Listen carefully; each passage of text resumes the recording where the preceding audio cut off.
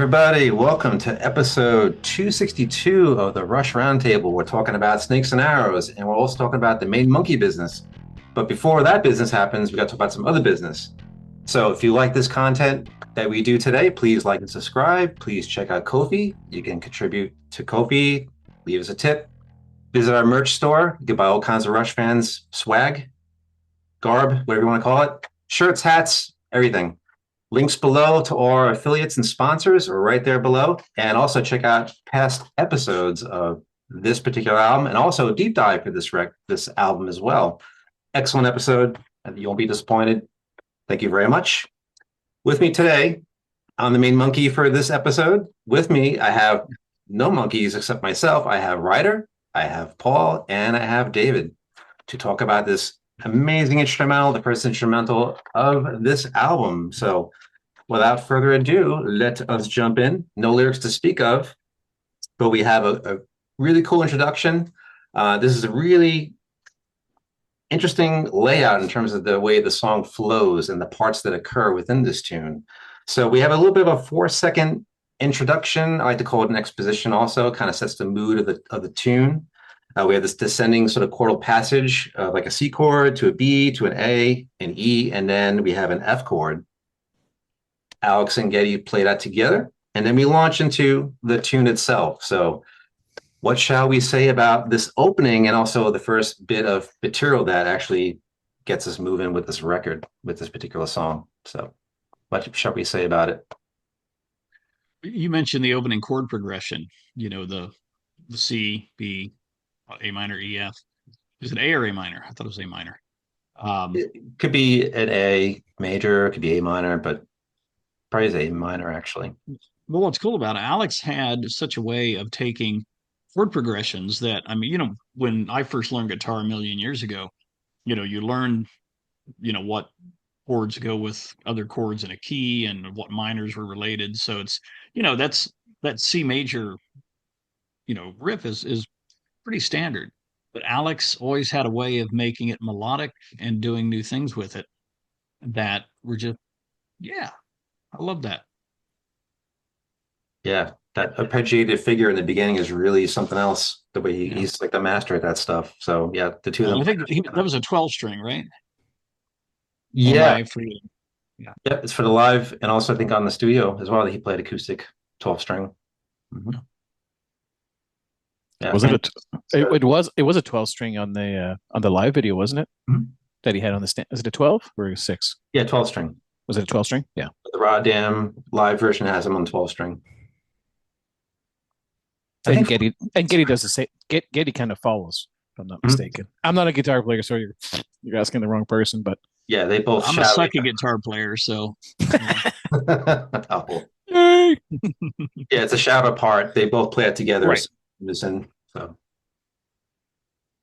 it's really just a nice opening bit, and then we launch into what we call it could be considered even be the chorus part of the tune. It's got a actually that's a little bit later, but the very first thing we get is Neil coming in with this sort of tribal type of beat that goes on in there with some synth samples, sort of providing an alternate melody to what's happening with the rest of the band. So I want to talk about that bit. Wants to for jump on. this episode, I kind of did a bit of well, I guess you want to call it research because there's no lyrics. So research is more watching videos, listening to the song. I watched the R40 live version, the Snakes and Arrows live version, and there's a video where it's just Neil playing. It's like the different drum cams, so from behind, from the side, and he's busy. It's just you can see his left foot hitting the trigger for a sound, and then he's hitting with his right hand. He's hitting that do. It's like it's not an actual. It's an electronic drum. It's like the do, and he's just constantly going all over the place. And his snare has his snares turned off, so it's like it sounds like a tom. Yeah. And throughout the song, you hear it. He flips it back and forth depending on where he is on the song, which is really cool. But to watch him play it, it's just like my brain was melting because I'm like it would take so much time to learn it. Over here. He's just constantly moving around. It's composition. It's not just a simple 4/4. Let's go hi hat, bass, and kick and snare. It's melodic, right? Yeah. It just follows this. It just complements the song. And there's there's a sound in the background. It's like almost like an ambient sound. It's not from a synth, I don't think. Yeah, it has like It's like a vibra slap in there, kind of like a sampled vibra slap. There's like bell sounds in there as well. He almost plays a little small chime. not a mellotron, but kind of something like that. Yeah. Is it that kind of like voice sounding thing that's in the back? Yeah, I don't know what Yeah, that's I'm pretty. from. It sounds to me like Mellotron samples. At least when I have like looked into the production of Snakes and Arrows, it seems like for the most part, when there's keyboard style instruments, it tends to be Mellotrons. And as I've kind of like listened to it more and more, that's to me it sounds like a string or like a choir sample like layered on top of each other, something like that. It really creates. It's I love that kind of ghostly vibe They're almost. It's kind great of with that. eerie. Yeah. Yeah, Hmm. that's a great description. It's very haunting for sure. Yeah, I like that Yeah. closely. Yeah. But Rob, I think it's interesting you mentioned the African rhythm, which Neil was very, very committed to and influenced by and incorporated into a lot of songs and a lot of records. But there's also, for lack of a better word, I'll call it an industrial sound where it just sounds like steel. Yeah. Right. And I can't think of any of the songs right now off the top of my head, but there's so many songs where you just hear that that steel hitting steel, and you think of uh, steel on a train track or working at a factory and sledgehammers and because Neil was influenced, even though obviously he wasn't on the first record and Working Man and whatnot, but I think he was Working Them Angels, and the artwork for that we talked about earlier in this series is another instance of that. This whole idea of steam and steel, and so you get that kind of mixed in with the African beat as well, which I hadn't really thought of until about 5 seconds ago. Um, I like that you bring up the steel thing. Neil always has a very interesting choice when it comes to samples, using like very interesting, diverse sounds. I can't remember if it was for the drum solo on this tour or for the one for Time Machine, but I remember somewhere in like an interview or something, Neil really like reflecting on his choice of samples for that particular solo. I think it was Moto Perpetuo from yeah, Time Time Machine Machine, tour. and Yeah, he was very particular about the like mechanical sounds that he chose. Just how they kind of interact with the rest of the music, stuff like that. And I really like that you brought that up. There's just a little like thing from a touch later in Rush history that I just like thought I would well, bring up. and it also foreshadowed a little bit maybe because if you're familiar with, of course, in Time Machine, we only got Caravan and the original BU2B that was released. Mhm. Yeah. Clockwork Angels comes along. If you read the record and you read the what actually not Clockwork Angels, Clockwork Lives, the second book that Kevin Anderson did with Neil on the story of the percussor. And in the video for Neil's drum solo, you kind of get a taste, I think, of the percussor in there, where he's smacking cymbals everywhere, and then the video is kind of making this very steampunk uh, and industrial. So maybe a little foreshadowing of what was to come in the stories. Speculation. I don't know. Mhm. Yeah, it's a really I think those sort of electronic sounds or the industrial sounds are from those Dawes pads I think that he used. So you hit that would trigger that event, and you would have that sort of sample already loaded in. And you would just trigger it, So Yeah, like a sledgehammer hitting a steel nail in a railroad tie or something. yeah. That's what I think when I hear it. Mhm. Yeah, it's a mixture of like the industrial and then the nature part with the way the song kind of feels, and there's like an airiness to the tune as well. The haunting quality to it is really that was a great the ghostly effect, is really Mm. great. And then even just the artwork is showing the nature bit, which I guess if I can try to share that, I'll pop it up for us. See if I can share it here. And there It's a it kind of is. Yeah. natural science, right? Nature and And you wonder where the monkeys are in this scenery here, but there you go. Can you guys see it? I can So see the picture. Not sure about the monkeys. I yeah, see the monkey there You might be do? top right. there What? you Top go. right. What are you on? I don't see a monkey. Oh, the name monkey. Yeah, Yeah, What am I on? I don't I know. was gonna Idle say, Whisper. there you have it. starting There's the artwork. to see things, bud. Might want to lay off the sauce. Yeah. Seeing monkeys Good and advice. Good advice. seeing monkeys in waves. What's next? Right. Hey, Exactly. it's a topsy turvy world. Only Rush. That's But right. it's hard to find good help nowadays. Anyway, I Indeed. Yeah, all right. good stuff. So moving on to the next bit. We had the exposition, the beginning part. We have the sort of tribal synth melody bit. Now we get sort of the chorus, which I call the B section. So really nice stuff. This part comes back a few times in the tune. So really nice stuff. That descending passage from the beginning happens again, but it's not as quick as the opening of the tune. So do we want to talk about that part? That da da da that little bit right there. I kind of called it a chorus. We can call it whatever we want because it's an instrumental song and it's a Rush tune. So yeah. sort Well, of the rules go out the window. So since you're doing the music, dun dun dun dun dun dun, and then it goes in a dun dun dun dun dun dun dun dun yeah, dun. that's coming up too. It's Yeah, so just there's awesome stuff. a lot of cross riffing going on in here. So Yeah. anyone Yeah, want to it's speak to cool this how they section? break. Yeah, it's cool how they break up that intro theme a little bit, and this is where Neil kind of brings the drum groove in a little bit more from the varied percussion into a more traditional kind of feel, kind of locks the band together.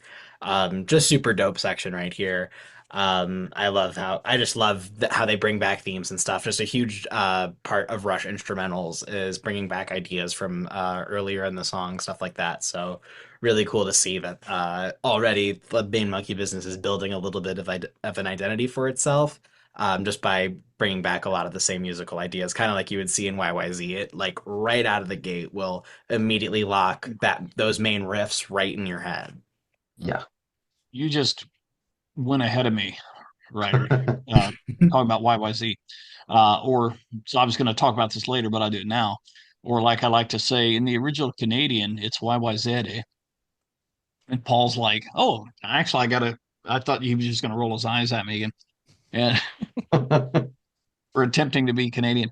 Um, so one of the things about YYZ is, you have that main riff, and I've heard the band talk about this in different interviews where, uh, the piece in the middle is very exotic, so it gives you the idea of traveling the world, which they were doing as they were touring. But then there was the main riff coming back home, and all that. And so, Ryder, you're right that there's kind of this building of different parts and riffs in the main monkey business. But what strikes me about it is that there are so many diverse parts, that are compositionally brought together. And even though, I mean, YYZ is like one of my favorite songs in the world, it's one of the few Rush songs I can actually play all of, like maybe one of the three, I don't know. But the main monkey business has so many moods. Mm. I mean, in YYZ, you have the mood of leaving home, exotic travel, coming home. Oversimplification, but that's Why what what? I think it was for Why them. But yeah. YYZ is a bit not more aggressive, but it's more like in your face punchy. You know what I mean? Mhm. It's really main monkey business has its I don't want to say softer, but it's more melodic, I find, than YYZ. It has a little bit more room to breathe, I Right. think. It's a good way to Yeah. put it. Yeah. Like YYZ is 4 minutes and something. This main monkey business goes on for just over 6 minutes. 6, 7. It's just about 6:10, I think, something like that. 6:09. I'd have to look at the liner notes, but it's just more.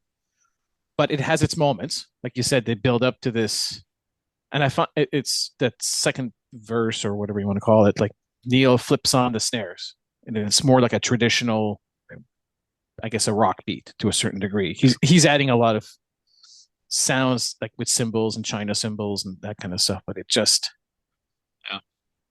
it's not hard rock.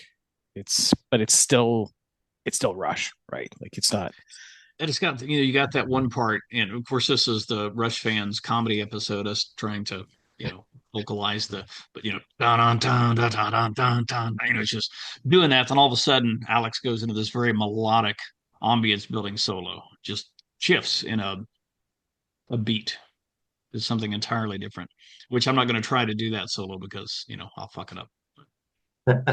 Eh, Yeah, I mean, it's kind of like just like a short melody, just a phrase, that he kind of plays around with, but he brings it back. So again, that the idea of returning material is paramount to this tune. bringing certain sections back. And then things will evolve from that. As Ryder pointed out, there's going to be an evolution. It's going to develop a bit. The story is starting to, even on the instrumental front, the story is starting to, there's like a story unfolding, sonically here. So, and the moods are changing as well. So, I don't know if that relates to any monkeys or anything like that, but monkeys can be unpredictable too. They can do whatever. They can be very docile. They can be very wild. So this tune kind of has, I guess, maybe a primate type of quality to it. I don't know. I mean, I'm just imagining, my imagination's going crazy or something. I don't know. I can't wait to see the comments Yeah. and how they represent and illustrate the personality of monkeys. Yeah, Hey, please. we've done over 200 episodes of this show. You try to think of more adjectives than Right. this song is Right. primate-y. Yeah, primate. Confirm Oh, what we're God. saying, throw some shit at us. That's In the that's comments. what the comments are for and about. Yeah. Fill up your hand, throw it into the comment section, and you're all set. We welcome respectful, considerate shit. Right. Yes. Right. Yes. Please I'm keep it. having way too much fun on Comedy Time. Yes. Please keep your comments, constructive by all means. Yes. We don't want any daggers being thrown around. So we welcome all comments. We read all the comments too. So please, by all means, contribute something to the fold here. Absolutely. To the conversation, definitely. We appreciate it. Absolutely. Be great. So we had the Alex melody coming in, and during that section too, we have some Ged vocals in there. I think this role was sort of played earlier with the Mellotron. So I think now this a bit of Ged coming in into the sample type of scene with Alex's melody returning, which is interesting. And also Neil before that started to get a little more active in the drum break, which happens around like 1:44, somewhere around there. So we're getting close to the 2-minute mark now. We're going to go minute by minute on the song, but there are certain key elements that in the very beginning really sort of develop and blossom further into the tune. So we're not going to go minute by minute on this tune. I just want to kind of point out a couple of the opening bits that are shaping this conversation. So that's something that Alex brings that melody. Getty's doing some background vocals sampled in. Neil's getting more active, and we arrive at this double time section. So this is another part of the tune that is really it's has like an earlier sound to it, like maybe they're kind of repeating a little bit of history in terms of their musical development in this section. We had this sort of a G to E type of riff that goes on in here. The da da ba da da da ba da da da da da. Really cool. So that kind of gives off a vibe of maybe some history with the It really guys. feels very working man-y, like Yeah. that towards the Oh. end there. Like I that's cool you brought that up. I definitely feel that here. It's like a fast working man or something, Yeah. up tempo working man. But it's interesting because that double time thing, the beginning part of the tune was so more relaxed, like you mentioned, the hauntingness or the ghostliness of the beginning bit. It's very airy. Now we're getting to this double time section, which is another thing of the band. Now this is more of a rock song at this point. We're really kind of starting to crank up the adrenaline a little bit. So what can we say about this particular thing? We mentioned that it's maybe rock centric, garage bandy from the guys.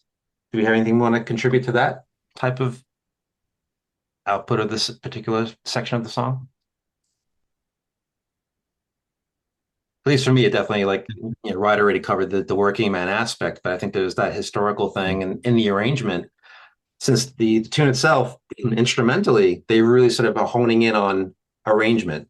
Like YYZ was a little more, I don't want to say binary, but it didn't have as many sections. It was a very straight ahead type of tune. This one has a bit more compositional quality to it. It's a bit more arranged.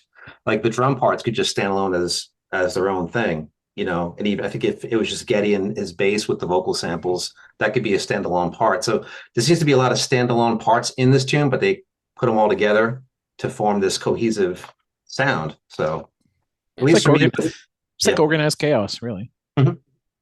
Yeah. It's kind of like jazz. That's at least how I think about this. This song speaks Well, to a the lot track, of right? a lot of what I like about jazz fusion. Which if I can move this over, we got Cassiopeia and UK up here. So if we want to talk jazz fusion, that's my jam. Yeah. But like what I just like saw about King this is Crimson, and I'm like, yeah. oh, I'm so bad I missed that. But yeah, what I like about this is even when it goes back to these sections to revisit, like this kind of double timey, like more like faster paced section, Getty kind of takes a little bit more of an upfront moment in it. But then also when it comes back much later, that's probably one of the last sections of the song before it kind of goes back into the main theme. Um, there's some really nutty Neil fills that kind of come in and just kind of color that section when it comes back. Yeah. So that at least when I say like the jazz fusiony vibe where it kind of comes back and different members get kind of like different moments to like show off. Mhm. I really like how this is arranged. There's like one of the things I kind of hear a lot about Snakes and Arrows is that it's kind of a like a lot of people think it's a little bit of an over bloated album, kind of a common criticism, especially with Vapor Trails as well. And I have a mixed opinion on that. There are some moments where it could be like, yeah, like they could have cut a section like here or there, but I think that's a little. I have a little bit of like a hard time like making a fair assessment on that because I'm like it's still a part of the vision of the music. Like I don't necessarily know how I feel about cutting that like a section out. I at least feel when they revisit these sections that it is purposeful. I'm a big fan of like when in songwriting, like you shouldn't like if you're going back to something and you're like just kind of you're there to like play a fill or may have a big moment, like have a reason to kind of say what you're saying on your instrument. And I feel like anytime they come back to it, it's purposeful. I don't feel like Main Monkey Business is bloated. I think this Not at all. song, even for being one of the longer Rush instrumentals out there, I mean, let's not forget that there's still La Villa Strangiato 10 minutes. This isn't the longest Rush instrumental by any means. Um, but it has time to revisit these sections. And like, I feel like all the additions to it are purposeful. Yeah, yeah. You said additions, and that's the right word. When they redo these sections, they're not merely repeating the same thing they did before. They Mhm. might be adding a little more punch, a little more emotion, or Neil's doing a little bit something a little bit different on the drums. Um, Well, so yeah, it is purposeful. Yeah. Neil purposely would never try to repeat a fill if he could. He would try to fast. He would do it differently. But we haven't brought up the factor of well, I call him producer Nick because I can't pronounce his last name, but producer Rush Nick, Limits. Nick Raskulinecz, thank you. Rescue Plans, yeah. He's a producer, but he's also a Rush fan, and he came in with the Huge. right came in with this energy and this idea like, all right, guys, there's some things that you haven't done in a long time. Let's explore some ideas and see what we can do, right? And I mean, I can't assume that everybody's seen it, but the video of the recording of Snakes and Arrows, and not too many people would have the guts to go to Neil and go, "Don't like that. That doesn't sound right. Can you tweak this or do this different?" And the guys were receptive to any feedback they were getting, and they finalized this absolutely to me it's a masterpiece of an album. It's just like you said, I don't think it's bloated. There's a reason Yeah.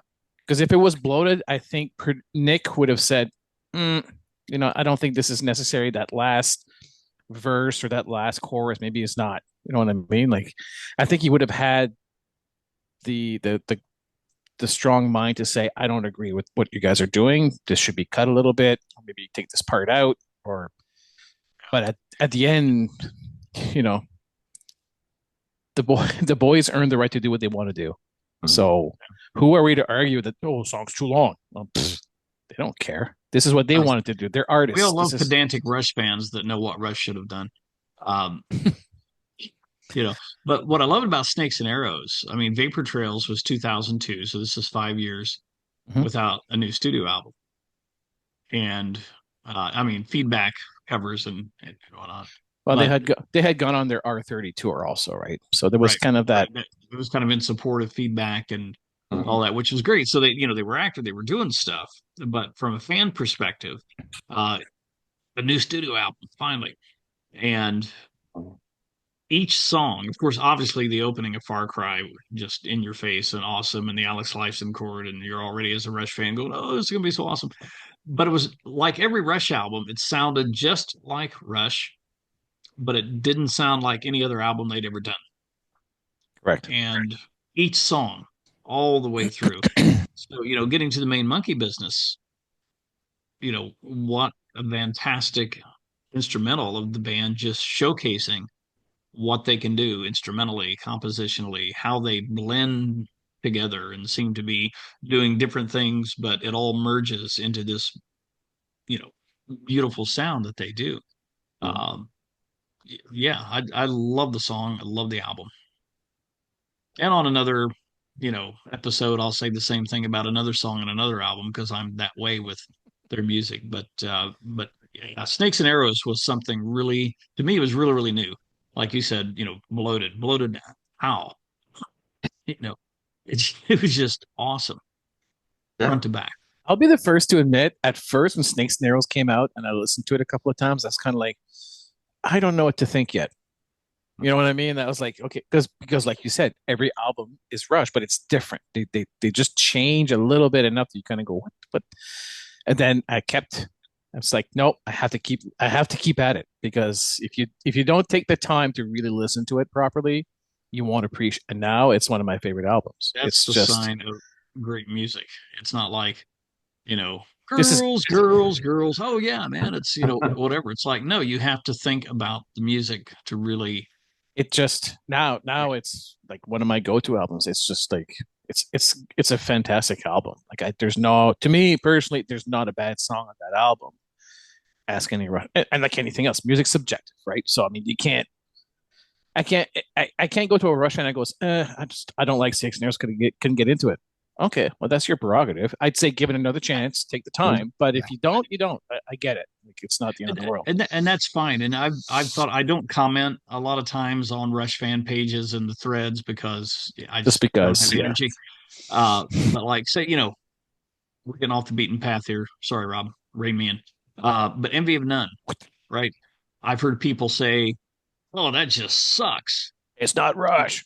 Yeah. And I'm like, no, it doesn't suck. It's great musicianship. Now, don't confuse not to my taste with this sucks. You're allowed to have your own taste and preferences and to like and not like, whether it's Vapor Trails or Snakes and Arrows or Envy of None, which really excited about the new Envy of None coming out. Mhm. Um, But but if you're listening to Envy and None, hoping for some Rush, you're not even close. It's not. It's no. It's completely different not gonna style of happen. music. It's And it's not even Victor, right? right. It's I mean, A whole different Victor neighborhood. Yeah. Victor had a bit of a Rush sound to it. And same thing for My Favorite Headache. You could kind of recognize, definitely my favorite headache. Yeah. right? Like you could really hear the Rush sound in Getty's project. But Envy of None is a completely different side. It's something that Alex does, and he's keeping busy Yeah. at this point. What's that So, evolution of the guys themselves, whether they do their yep. stuff together or they're separate? I mean, Alex's approach to guitar now is completely different. So if Rush was still a thing, an active entity, you would hear Alex playing a lot different than he does, or he did, because he's always moving forward to the next thing. He wants to kind of constantly evolve, and even what he does instrumentally on this song is not very showy. It's completely appropriate, including the guitar solo, in this particular tune. Mhm. It's Single it's string. like, yeah, I mean, Right at even the riffs that go underneath it are moved up a little bit. So there's composition with some of the riffage that goes on with Getty underneath it, providing that counterpoint. Things kind of get bumped up a little bit. There's a riff that happens prior to this section that is now it's up a whole step, which is an interesting thing. He just plays off of it. And Neil is very subdued in his, to go into the next section. He's very, I wouldn't say subdued, but he's playing differently. He's more open. He's using a snare on the side, like a piccolo snare. He's using the piccolo. Yeah. I was just gonna say that punchy piccolo snare sound. Yeah. But it's a simple beat, so he kind of passes the stage to Alex to do his solo. Yeah. But it's like you said, it's a single note solo. He's not doing these big complex shredding, kind of like wanking on the neck of the guitar. He's just doing his thing, right? Like but that punchy that piccolo snare just adds something to that section. It's so that high pitched, like I think that's the only reason he has it on the kits for that song.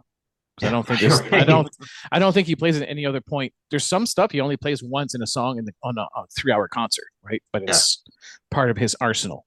Mm-hmm. So yeah, he brings that in, and it's like, and we're at a point too with the history of instrumentals that it's been over a decade since we had the last instrumental. So Now we have three on this one, so it's pretty cool. But yeah, that snare really gives you an airy feel too. It's very light. It's not dense like you would have on the regular snare. I think he's even playing with It's traditional grip, hitting that snare drum. It's got a very no, he yeah just he used it, but it's further up. yeah. It's on his So yeah on his he's left hitting side. that, and he's hitting he's hitting He's the China on the other side. So he's Yeah almost like got his two arms behind his shoulders. It's yeah just yeah. He's like an and he octopus. knows where every tool in his arsenal is Yeah at any moment. okay. Remember, this is the guy who rehearsed for 2 weeks prior to band rehearsals. So right, like he yeah rehearses for rehearsals. So right because he's a perfectionist, so when he gets to the concert, he doesn't have to think. He just does. Don't yeah think, just do. Right, like. hmm yeah Listen, it's that's my favorite part of the song. That's that break that during that solo. I don't know. It's a cool section. The whole song is great, but yeah.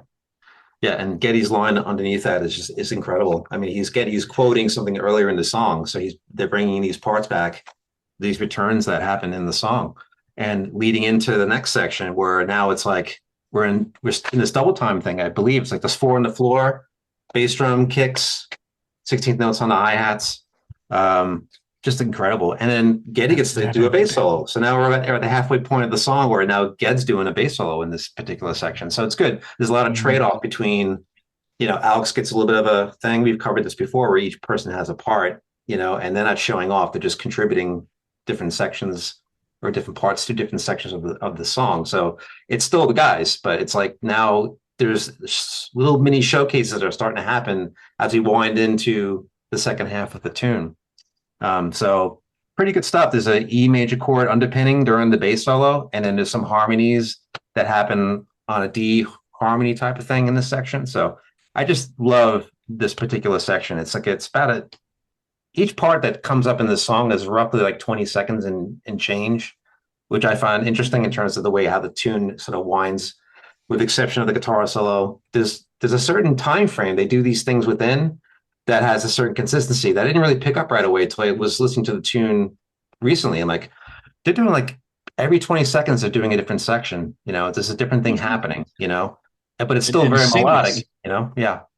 It's seamless, melodic, Mhm. and it goes from something intense to something mellow, just it's in almost that, like they that took a bunch change. of different stuff that they came up with in jams, and they went, let's park this on the side. Maybe we can use this, and then they just kind of, you've been playing for over 40 years. Your creative juices are just flowing, and it's just. But like you said, there's so many transitions, and it's fluid. Like you can't. But that's what they do, right? Yeah. And it's not just studio. They pulled it off live Yep. Mhm. in Yep. Snakes and Arrows and R40 for the main monkey business. Yeah. Yeah. And I think they prided themselves in that they wanted to be able to reproduce these songs live as much as possible Yeah. with the help of pedals and triggers and whatnot. But Yeah. I remember years ago reading an article in Circus Magazine, it might have been Hit Parader, where the bell break in Closer to the Heart was added for the sole purpose of Alex taking off his acoustic, putting on the the electric. electric. This was Yep. before he invented the And yeah. The guitar stand, tech, the guitar tech had to run out and switch guitars with him. That's the only reason Right, they put and that. so Yep. yeah, the bell break was inserted so they could reproduce it live as it was in the studio. Yep. And so again, decades later, they're still doing that. Mhm. Yeah, they've come a long way. So again, that historical component is such a thing in the song. It's pretty amazing. So we're working into the interlude of the song, and we have a break before the interlude where Alex is kind of by himself, and then Neil and Ged have a part where Neil's just hitting the bell of the cymbal, and Ged's got a really just cool, very very appropriate bass part to launch into the next section, where now they become more ensemble. Where there's some call and response in here. This is around like the 4 minute mark. They're doing some ensemble playing here. There's a lot of call and response. They're doing some different things. There's mute string hits. It's a cool spot. I never really heard like activity like this on a Rush instrumental. There's always something different. This one has a kind of unique sound that I don't recall hearing on anything else instrumentally from these guys at this part. So I called this part the interlude. But again, Neil doing bell hits, the bass riff before that, they're playing that together. It's a very ensemble situation. So do we want to speak about this section before we move to the next bits? Just Once really quick, again, oh I'm yeah. glad you brought up real quick, Ryder, a call and response, because Neil again was so influenced by African music, and African music is absolutely characterized by call and response. I teach a class in humanities where we talk about this and how that works in African music, and Neil brought that in. I loved it when he said in I want to say it was Beyond the Lighted Stage. It was a Time Stand Still. I think it was Beyond the Lighted Stage where he says, you know, uh, it's never been said that this won't work for Rush. And then he specifically mentioned an African rhythm, So again, showing how much his time in Africa impacted his way of drumming, his way of songwriting. And so call and response, even in an instrumental, is illustrative of that. And so I'm glad you brought that up. Ryder. Yeah, just to speak musically about this section, super cool. I love just the little bass moment right here. I know that there's like moments where it's like pretty aggressive, like the bass kind of like takes a pretty aggressive like step forward, but if any moment that I would consider like a bass solo in this song, just even this little like bit right here, I just love it. Um, the call and response is super super cool. Once again, giving me those like early Rush jammy vibes. Maybe not like the call and responsiveness, but definitely just like the three of them just like in this like very like rock, like classic garage rocky groove. Just it makes me feel like a band like just starting off like in high school, like stuff like that. Not that it's like a bad section, but just like it's got that raw like energy that like only like a group in that like setting would find, which is so cool that Rush is able to like tap into that energy. And then you kind of just this section kind of just goes out into the rest of the song. I just love this little moment right here. Just super super cool. Yeah, and it's just them. There's no other, bits of help in there. It's just the music. There's no samples, there's no triggers, there's nothing. It's just them. So it's a very organic moment, for the guys. And I think Ryder pointed it out really well, you know. So that goes on for a little bit. And then we have the melody that Alex brought back earlier in the song comes back. This again, the repeating part of the tune is now starting to come back in. We have the chorus section coming back in, but as we wind through these repeated parts, winding it our way back to the beginning of the song, Neil gets more active. There's more things happening in Neil's department, and it's especially true at the end, towards the end of the song. There's a whole thing that happens with Neil. So I appreciate hearing Neil getting a bit more active. I think it's a very nice compliment to him that he's another person in the group where he's not showing off, but now he's getting a bit more active in his fill activity. So it's really interesting, the development and the way the arrangement, the composition, all these things, very jazz like, um, just hear that jazz style in the playing, it's very open ended, it's very free. So if you want to bring in the jazz element, free jazz kind of hits me a little bit in terms of how Neil approaches his fills towards the end of the song. So do you want to speak to that? I just find that even like from Test for Echo, bringing that history back in, is Mhm. something that struck me. Hearing that sort of the way he Mhm. approaches his time in this section of the song, he really picks his It's spots. it's almost like he combines his previous style with the Freddie Gruber style. You know what I mean? He kind of combines this fluid, open motion time thing, but he still has, I guess, remnants of his previous, rigid fairy time. Yeah. He's just, but Neil usually through the songs over the years, as the song progresses, it gets more complex, or the fills get more complex or busier. Like like I said earlier, I can't remember where I saw it, but he never tries to repeat a fill. Like he tries to make it different every single time. So as the song is progressing, he's getting busier, like you mentioned, Rob. Right? Like it's just where early in the song maybe it was a bit more open, a lot of space to kind of fill. He'll leave it open. Now it's getting really busy. The boys are really rocking out, and it's just oh yeah. Now like after that section with just the bell and that little bass solo, now it's really kind of like all right, showtime, boys, let's go. You Yeah. know, so Yeah, yeah. The monkeys are rushing in to do some business. That's kind of how That's I heard the song. Like, wait, who let the monkeys in? By letting the dogs out, who let the monkeys in? So it's kind of like these are getting busy. What the hell is going on in there? So it's great. I mean, again, the Nick influence, Boosh, um, you Yeah. know, you got to do this part because this is what the fans want to hear. They want to hear this. So I think, again, the producer stepping in, like, you know, you can have a producer saying certain things. I think even this was covered on the game of Snakes and Arrows, where if you have a producer, you should be able to suggest ideas. Whether you agree with them or not is a different story. But the enthusiasm that Nick had with these guys, and again, as you mentioned, David, he's a Rush fan, so it certainly helps. I So, think Paul mentioned that. oh, Paul, yeah. I'm He sorry. was. I'm sorry, I mean, Paul. he was coming in as a huge rush, and obviously they liked him enough to produce Clockwork Angels also. So I mean, I think Yeah, he just brought a breath of fresh air, like a different perspective. Like I said, they hadn't had a studio album in like what 5 years at this point. They just kind of had to. It's not an You easy know, task to find a producer that can kind of share your vision, but is also not afraid to stand up to someone who's established in the music industry. I mean, Rush could have said, "You're full of it. Like, get out of here, you young pup." And no, no, we're gonna listen to your feedback and I think the caveman prepped them. or pushback. Yeah. You know, Alex and the caveman fought and fought over, sound and, Getty's bass had to be old school Ampeg amps and stuff like that. But the So, kicker, the kicker is that Kevin Caveman Shirley wasn't a producer; he was a sound engineer. You know what right. I mean? But at oh, that point, yeah. but that was also produced by Peter Collins, and I think Peter had Yeah, already yeah, you're right. You're produced. right. Thanks. He'd already produced Power Windows. Is it Hold Your Fire? Mm. So, All right. so yeah. So by the time they get Don't go crazy on the comments. But I know his first one was Power Windows, and he also did Counterparts. But I think at this point the boys are so established that what, like, but they were still open to, I don't want to say criticism, but just feedback, like honest feedback. well, it's like even amongst themselves. Yes. I love that. I love that Dan Rather interview with Getty. Yes. Wasn't much in there that I learned new, but I love the way Getty presented it.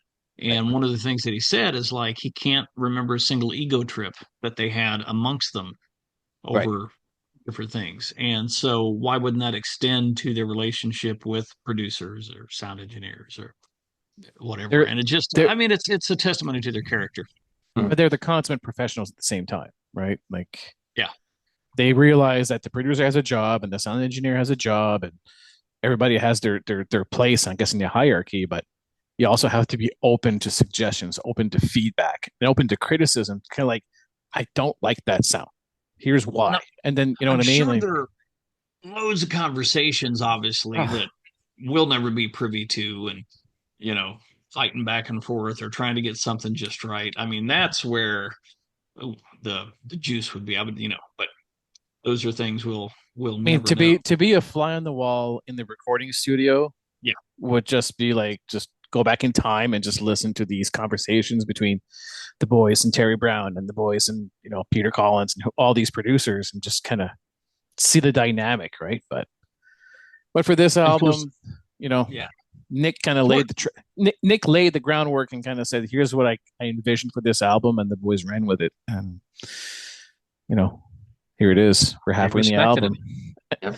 Yeah. Absolutely. Yeah, a lot of firsts on this album. I mean, Rush fan as producer, three instrumentals. I mean, it's a historic album in many ways, Mm. Yeah. So yeah, it's just great points made all around. And I guess we're getting close to the end of the tune. So the very last thing we get is, as I call it, the intro for the outro. So it's a nice bookend to what happens, what has happened in the tune. That beginning part comes back to finish it off. The only difference is we had the nice double bass cymbal flourish to cap it off. Really nice ending to a tune. There's no fade outs. There's no nothing. It's just nice tidy ending. For once, there's no fade out. Yeah. No, And to just kind of like Thank you. it's just it's like that they finished the way they started. Mhm. Yeah. Neil does his double bass cymbal flurry with the boys, and it's just they finished it how they started it. It's really cool how they finished it. Yeah, it's nice. Neil gets like his final word, on that part. Like an Nice instrumental. punctuation. I'm sorry, an instrumental should not be a fade out. It should be cold, a cold finish. Like Yep. I've Yeah. just played my guts out for Okay. 6.5 minutes. I'm done. Right. We are not fading out here. You're not fading this No, baby out. No way. But no, yeah, no. Well, it's a great. great. It's a great. It's a great. It's a great song on this album. Yeah, yeah. If you guys have fallen out of love with this tune or this album, please go back and listen to it.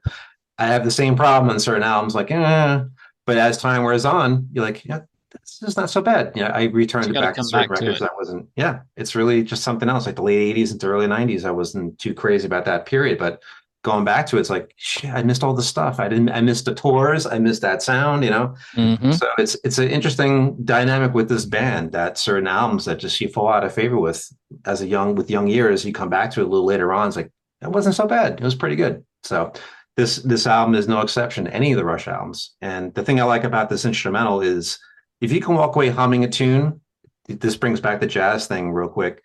If you can walk away hearing the melody and singing the melody, then that's a big accomplishment with any instrumental that you can go walking away and hum that melody and it's stuck in your head. You can't get rid of it. So that's a strong point for me with this tune. Even some of the fills and bass parts, they all stick. They all they kind of coalesce in the brain and your ears. It's like that's really a huge high point for me for this instrumental in particular is the melodic part and Yeah. that remembrance. So we want to speak about any of the live versions of the song before we wrap up? I saw them R40 play this song in Boston, which was really cool. I didn't see them. I didn't see them on the Snakes and Arrows tour, but I saw them at the R40 tour. So I don't think they played. Did they play this in Time Machine? Just They didn't, snakes and eh? arrows in R40. Right. Yeah. That's what I thought.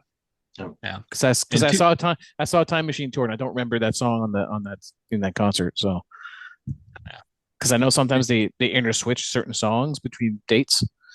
So Yeah. An A list and a B list. yeah. Yeah. All I'm gonna say about the live versions, which I saw both Snakes and Arrows and R40, is the videos on the screen behind were hysterical. I mean, how many rock bands show monkeys humping? King Things Kong. like that. It was just it was fun. They But can the get away with biggest it. shout out goes to Howard Ungerleider for Yes. the lighting on, his lighting captured the mood, set the ambiance for the music. And Hearn. yeah.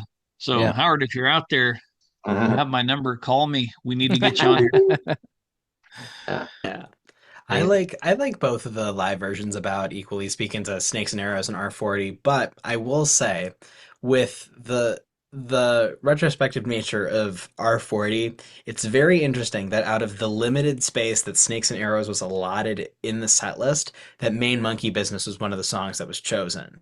Out of all the songs in the album, I think there's some pretty high contenders. Spindrift, Armor and Sword, With the Way the Wind Blows, there's some really, really strong songs on Snakes and Arrows, and they chose one of the three instrumentals as one of the representatives for that.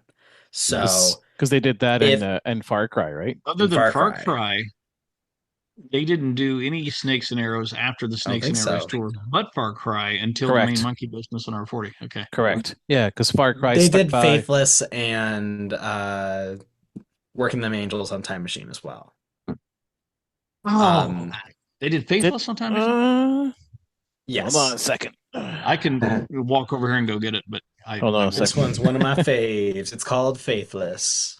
Oh, can't wait till we do Yeah. that one coming up Yeah. Yeah, on Rush that's what Getty Fans. says before it. But yeah, of the limited presence that Snakes and Arrows got, because they only had the tour that it was from, Time Machine, Clay Angels, R40, Monkey Business was brought up on the final tour as one of the representatives, and they played through almost the entire album. So it's pretty interesting that this is one of the songs they chose to really represent this album. Yeah, you're right. No, Time Machine. They played Working Them Angels. Faithless too? 7. Faithless. Yep, number 7. Okay. And did they do Far Cry? Yeah, Yes, that's right. Yes, I see it here. Okay. I think it ended the first set. Far Cry ended the second set. Yeah. And then the encore would be La Villa and then Working Man. So Nice. It's been 15 years. I can't remember yesterday, let alone 15 years ago, right? Look, So I used to, all my favorite bands. I knew every song front to back. I knew exactly how long they were to the second. I could tell you everything. And now it's like, yeah, I think that. it's because you're getting old, bud. Simple. Who isn't? Very simple. I'll I'm get still old. fresh and impressionable. I got another have all 30, this 40 shit good years logged in the back of my head. There you go. Yeah. Yeah, someday, Ryder, you'll be like, I knew those guys. Remember them? Look, they're pushing daisies. Yeah. Anyway. Wow. Very nice, guys. Excellent discussion about this tune. I guess we can probably call it a day before we get Monkey to more monkey there, business. Dean. No more monkey business. There you No go. more monkey business. Isn't that Wrap Chuck it up. Berry? Chuck Berry, right? Ain't no monkey business. So thank you guys so much. If you stuck around this long, we really appreciate it. Please like and subscribe. Comment below what you thought about this tune, what you think about the album. And we have more from this record coming up, of course. There's a lot of songs left to talk about. Again, please visit our sponsors, our affiliates, visit the Rush merch store, buy some stuff, go ape, do whatever you want to do, with that. And I guess, don't forget Kofi. Kofi's a really good place to go. You can, leave us some dough, get some monkey juice. And we appreciate you watching. We appreciate your viewership. And we hope you enjoyed your time viewing this episode. And we will see you guys on the next one. Thank you so much. Take care.